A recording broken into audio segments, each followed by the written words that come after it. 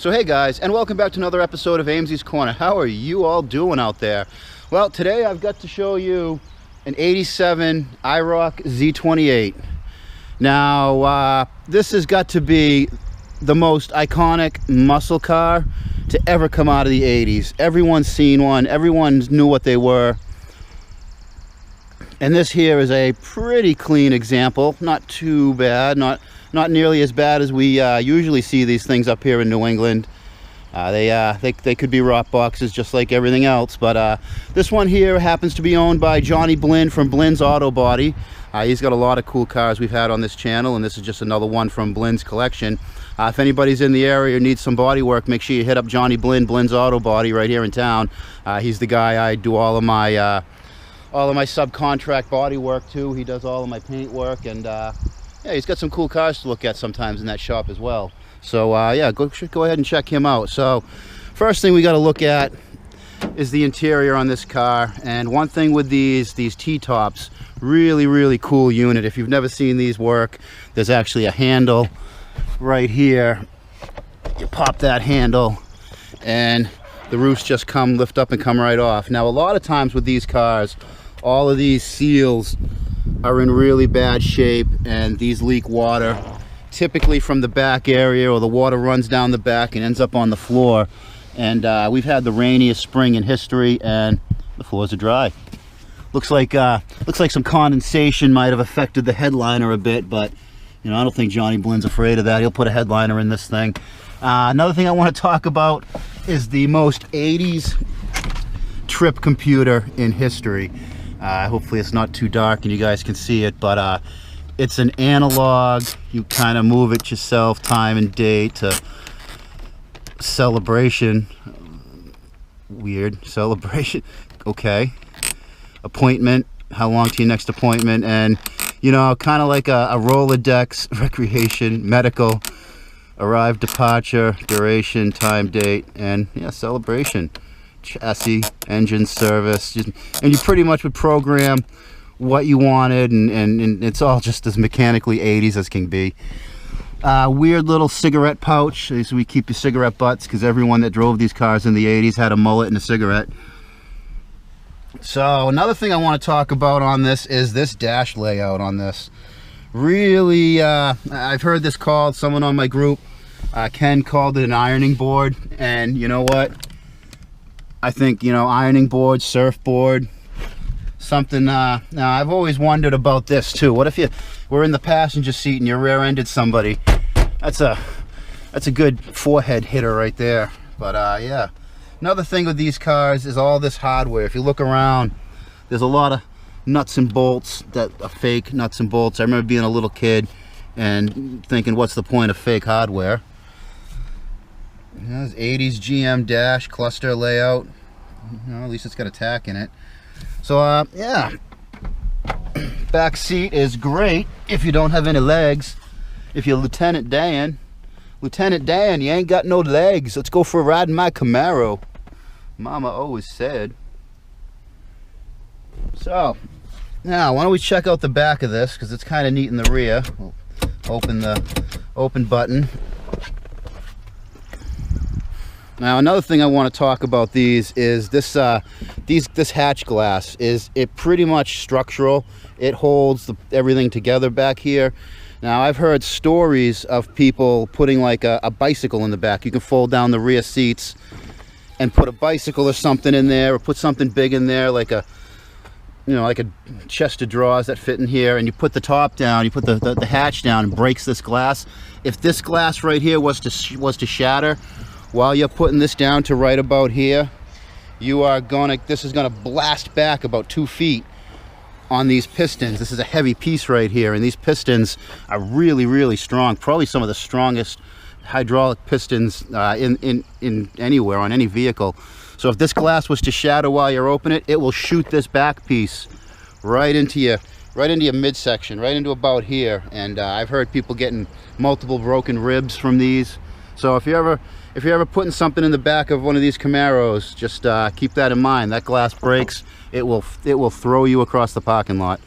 Now Talking about the T-tops, here's something you don't see all the time in these. This is the T-top bag. This is where you would put the T-tops. You'd put one in, lower the little flap to keep it from scratching, and put the other one in, and then secure them all down to the trunk floor here. And that way you can keep the T-tops with the car. Nothing worse than being out for a nice drive with the tops off and it starts to rain, and not fun at all.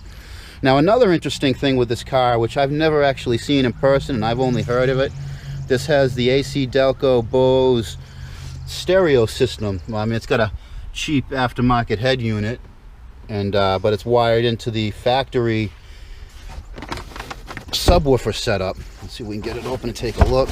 Yep, and there it all is. Now, remember, back in the day, this was a big deal. A lot of car manufacturers would team up with Bose to put something like this in the back of the cars. Does anybody out there remember the Mazda, the 93 through 95 RX-7 had this cool ram head looking stereo treatment, very similar to this, but yeah, a rare little option. You don't see that very often. Now, body panels are reasonably straight. I don't see any previous repairs or any Bondo or anything.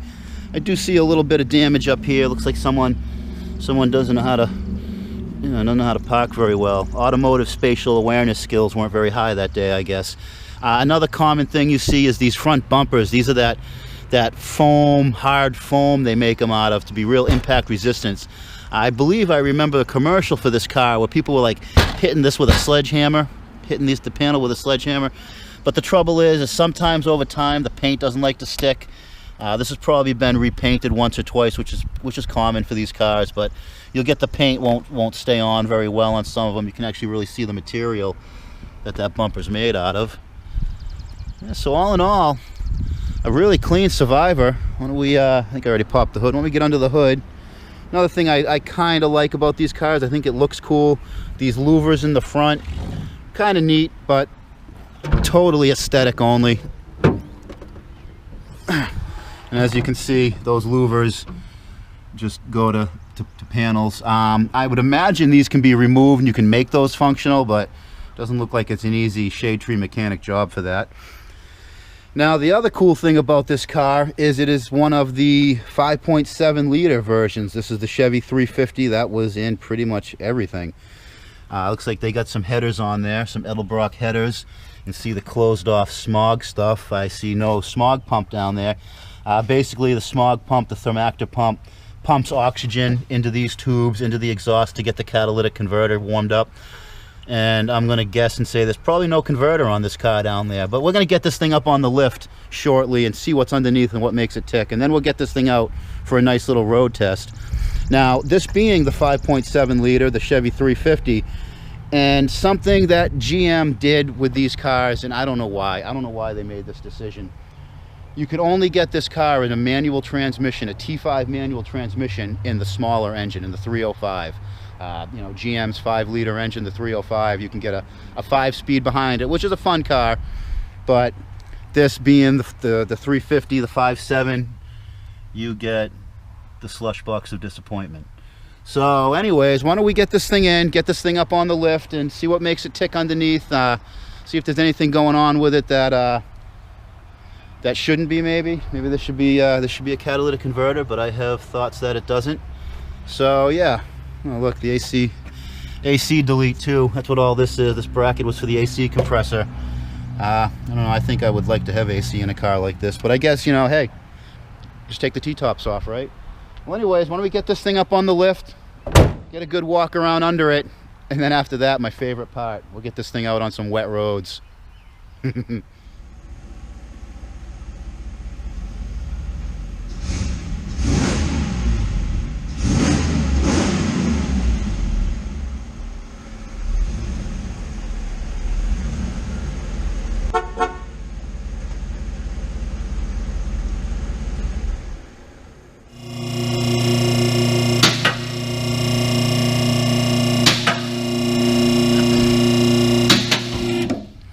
Well, all right, got this thing up on the lift. Let's take a good look and grab my trusty film and flashlight.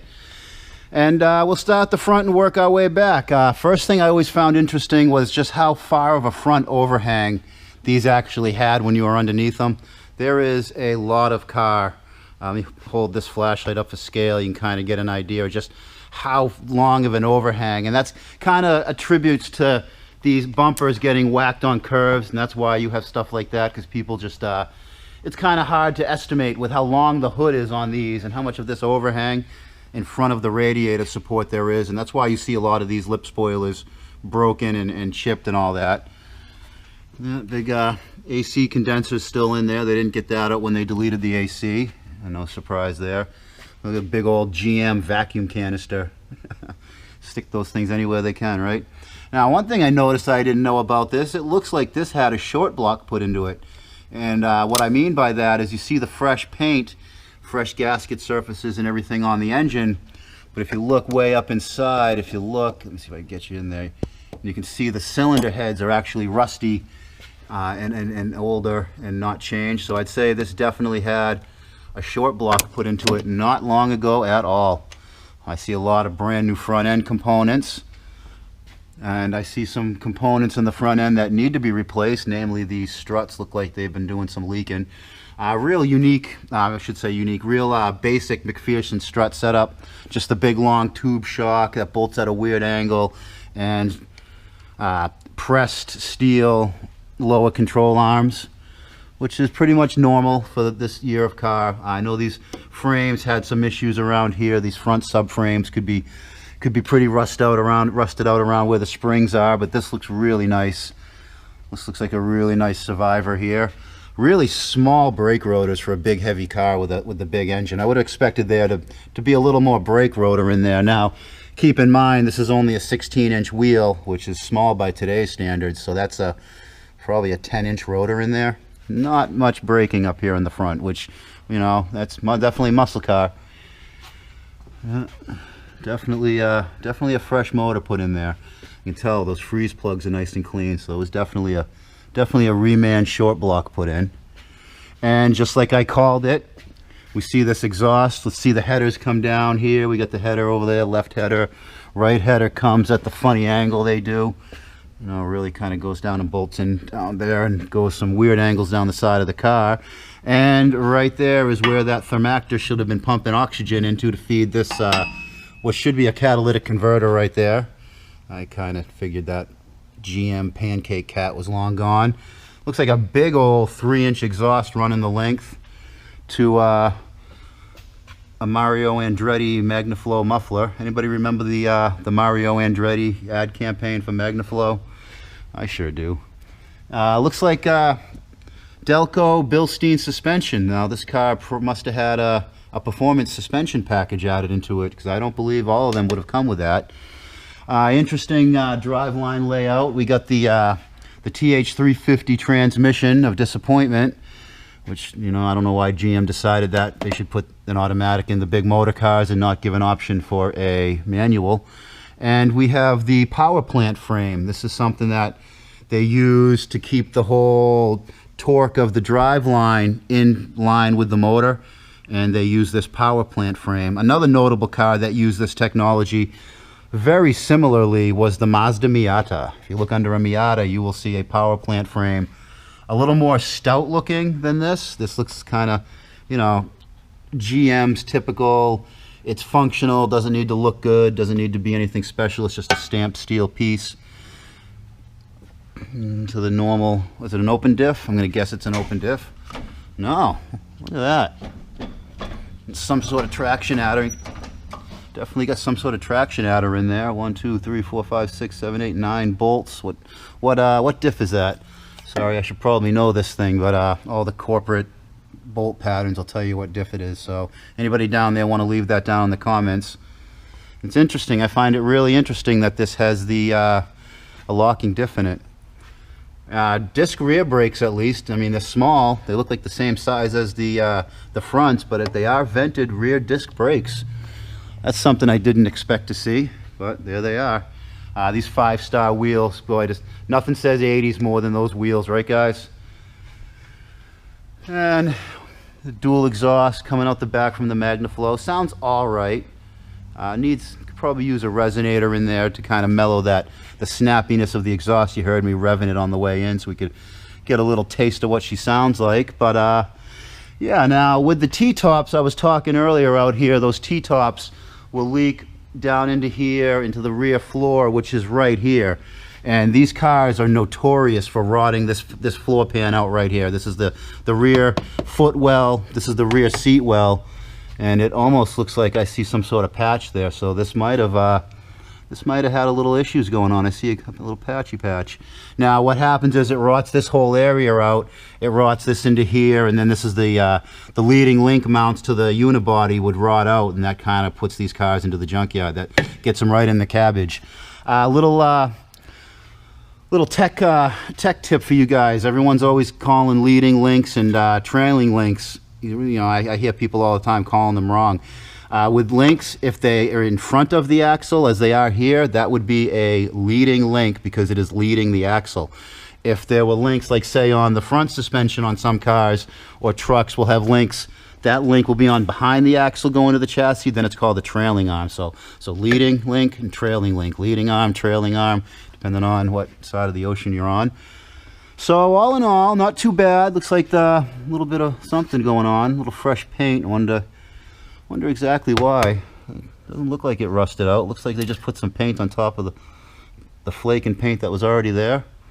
Another thing you want to keep an eye on cars like this is brake lines. These brake lines have been replaced, but I see that fuel line right there looking pretty rough. At least the fuel filter ain't rusted out, but I would expect that to be changed with a crate motor anyway. So all in all, pretty clean. I do see a little something right here, which I'm not too happy about lifting up at this point. This is normally the pinch weld. Pinch weld here, you will lift a car from this weld right here, this seam, and in this case, it looks like someone had patched it up with some Bondo, and I might have cracked it a little bit. I don't feel bad because that shouldn't have been fixed that way, right where you lift the car anyway. So yeah, it is what it is, guys, you know. All right, all in all, oh, look at the size of the sway bar. I should comment on that. That is a thick sway bar, huh? I would imagine it has to be for a car of this weight. I'm not sure what it weighs. The door tag is missing, and I don't really care to look up specs on how much an 80s Camaro weighs. It's probably a lot by today's standards, but not a lot by the standards of the day. We'll talk about horsepower when we go for the drive, but all in all, one thing about these Camaros from this era, the horsepower numbers, especially by today's standards, are pretty small. So hopefully this has some stuff going on. We can have a little fun with it on the road test, which is coming up very shortly. I see a little more of that repair I don't like.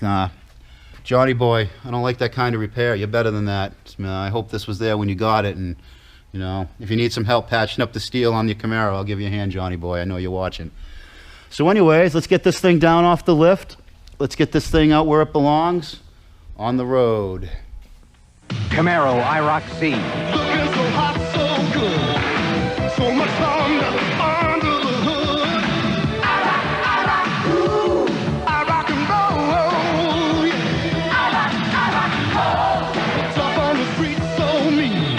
Camaro's my thunder. Drive this machine.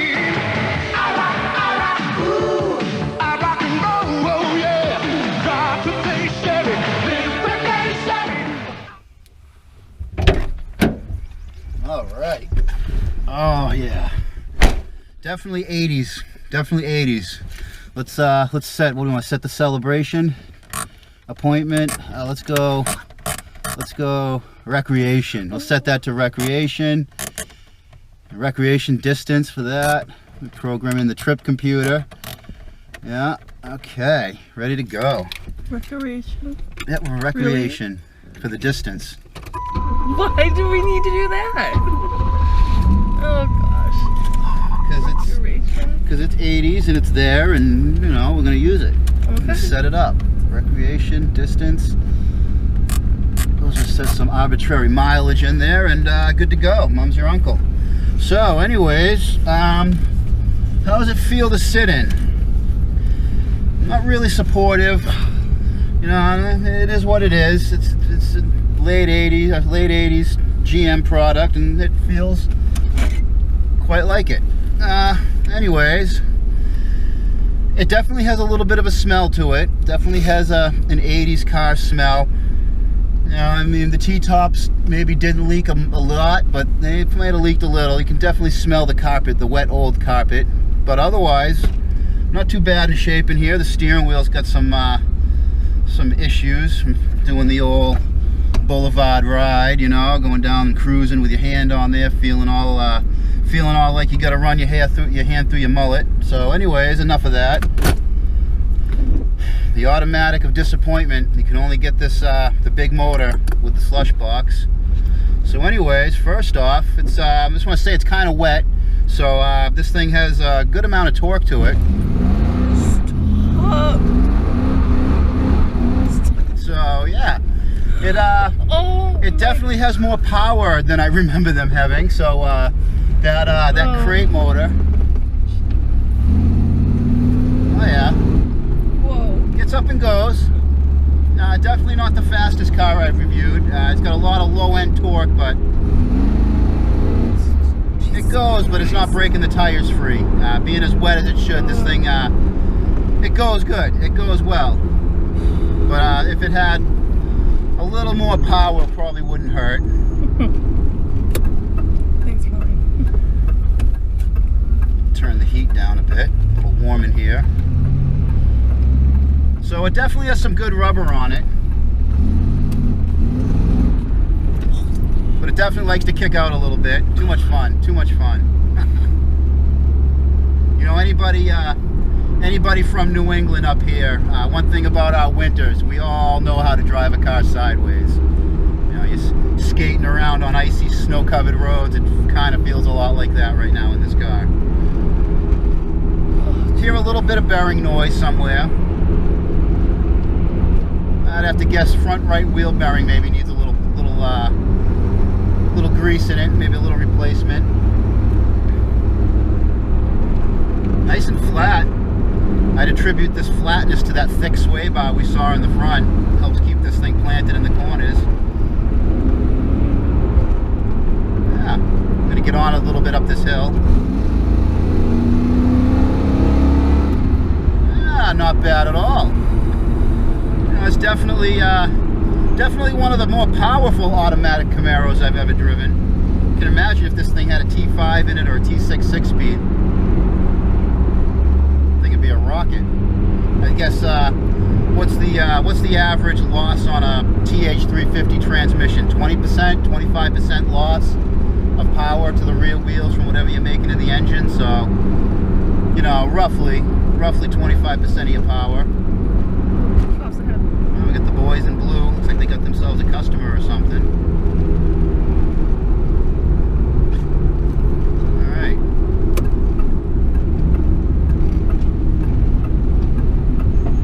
I wonder what he's doing. Huh. Something going on. Something going on. I think that lady went to get off the road and kind of went a little bit too far into the cabbage. That lady right there off the side of the road, that's what stay keeping it out of the cabbage means. You know, you don't want to go into the cabbage because it sucks you in. So, all in all, comfortable. It's kind of comfortable to drive. Doesn't pull or anything. Yeah, all in all, not bad. Let's try those little brakes out. Those tiny little rotors. Definitely lacking in the stopping category. I don't want to lock up the wheels, but I don't think I really could. I don't think it'll lock up the wheels on a wet road. You know, that's one thing about the 70s and 80s muscle cars, man. They totally underbuilt the brakes. And this Camaro is no exception.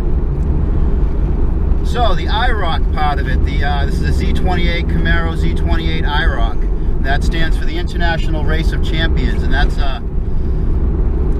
that was a racing series that was sponsored by General Motors, where everyone had the same car and they would have had these cars, and it was more of a test of the driver and less of the car and the technology itself, and that's what the IROC means. And then they kind of dropped that after they stopped. They kind of dropped that IROC badge after they stopped supporting the races. But at the time, you could have ordered one of these cars in in a special race trim package. Didn't have air conditioning, no radio. Probably would have had that Bilstein suspension we saw this one have, and it was more of a track-oriented version of this car, which I would love to see someday, but I'd be surprised if any of those are still on the road or even exist anymore. So horsepower numbers, kind of disappointing by today's standards. I don't think you could have bought one of these cars with anything more or barely more than 300 horsepower, which is kind of a shame. I hear a little pre-ignition now that it's warm. Johnny boy, put good gas in this thing. This thing needs high test. Don't put that 87 octane swill in it. I can hear it pre-igniting, so I don't know if you guys could hear it on camera, that ticking, that spark knock when I really got on it right there. Now that the thermostat's open and it's up to temperature, it definitely had some pre-ignition. Now you could bring the timing back a little. You could find a way to add fuel, which isn't easy, or you can just add better fuel. So if you're hearing that clamshell what are those things that the Spanish people make music? Is castanets? Something like No idea. If you hear that, yeah, no. If you hear maracas, whatever. Maracas. If you hear that noise, noise when you're accelerating your car, use better gas. Use better gas. Maracas. Isn't that a place? No, that could be a place, but the little place.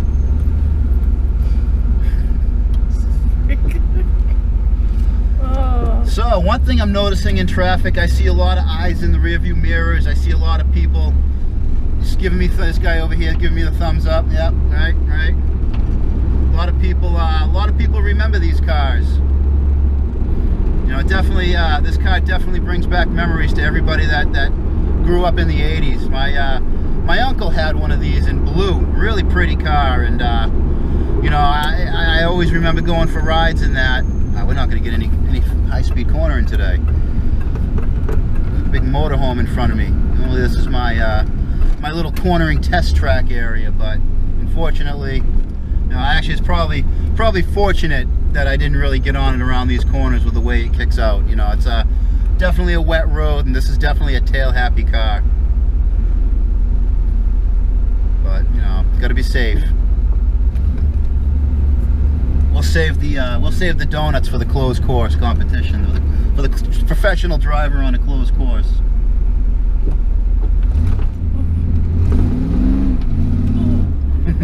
Tail happy. It's definitely a tail happy Camaro. Ain't that all the fun though? Ain't that the fun? The tail happy car.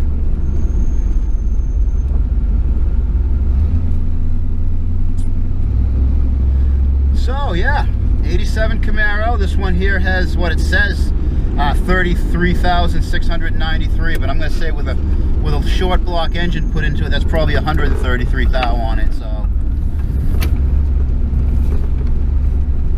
hi, hon. No. How you doing? No. Are you strapped in? Oh my God, no! Please, no. You in the car? Oh my God! You happy? No, I'm not happy. No what? No what? No. What's gonna happen? No, I don't. All right, guys. I hate you. Too much fun. I'm having way too much fun in this one. Anyways, guys, thanks for watching. I love all your comments down below. I read every single one of them. I try to comment on as many as possible, but thanks for watching, guys. On that note, and until next time, God. keep it out of the cabbage. Oh, I'm gonna be in a lot of trouble when I shut the camera off. You only live once though, guys. You only live once. Thanks for watching, everyone. Keep it out of the cabbage.